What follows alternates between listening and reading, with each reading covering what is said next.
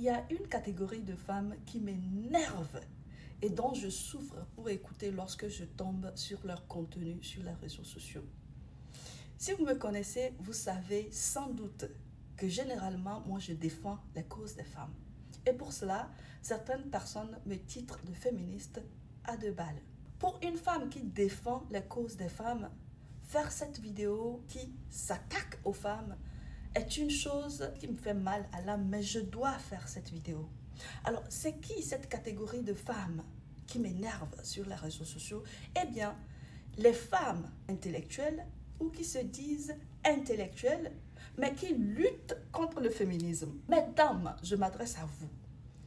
Savez-vous que pour que vous soyez en mesure d'étudier et de se dire femmes intellectuelles, il a fallu que des femmes ou des féministes d'hier se battent pour que vous ayez ces droits-là aujourd'hui.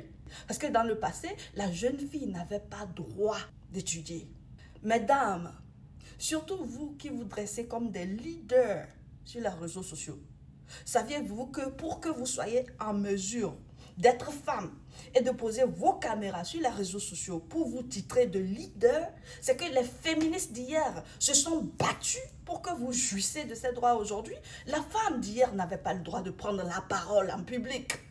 La femme d'hier, lorsque le patriarcat parle, c'est-à-dire lorsque l'homme parle, la femme doit se taire. Mesdames, vous qui vous dites professionnels, peut-être vous êtes docteur, vous êtes ingénieur, vous êtes infirmière, vous êtes avocate. Cette profession-là, est-ce que vous savez qu'il y a 100 ans de cela, les femmes n'avaient pas droit d'exercer de ces professions? Demandez-vous comment est-ce que vous êtes arrivé à être en mesure d'exercer de ces professions que les femmes n'avaient pas hier. Eh bien, c'est grâce aux féministes qui se sont battues pour que vous ayez de ces droits aujourd'hui. Mesdames, il y a 100 ans de cela, la femme n'avait pas le droit de voter.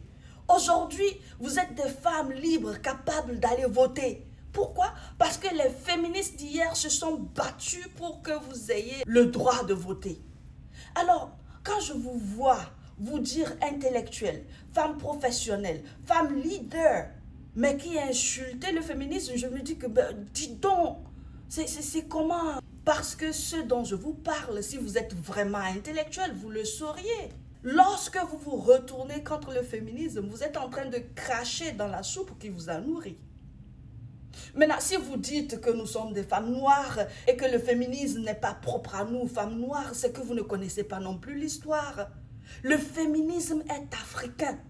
C'est-à-dire, au moment où les femmes occidentales n'étaient pas en mesure de travailler, nous, en Afrique, nous étions commandantes d'armée, générales d'armée, nous étions des reines qui gouvernaient des royaumes et qui avaient des soldats hommes sous notre commande. Ça, c'est le féminisme. L'Afrique, elle, tout entière était matriarcale. C'est la femme qui décidait, c'est la femme qui gérait, c'est la femme qui donnait son nom à la progéniture. Ça, c'est le féminisme. Mais si vous êtes toujours contre le féminisme, après ce petit discours que je vous ai fait, retenez que actuellement, dans certains villages d'Afrique, il y a des hommes qui pensent que la jeune fille n'est pas supposée aller étudier. Elle est supposée grandir, apprendre les ménages, se marier et servir l'homme. D'accord? Déménagez dans ces villages-là.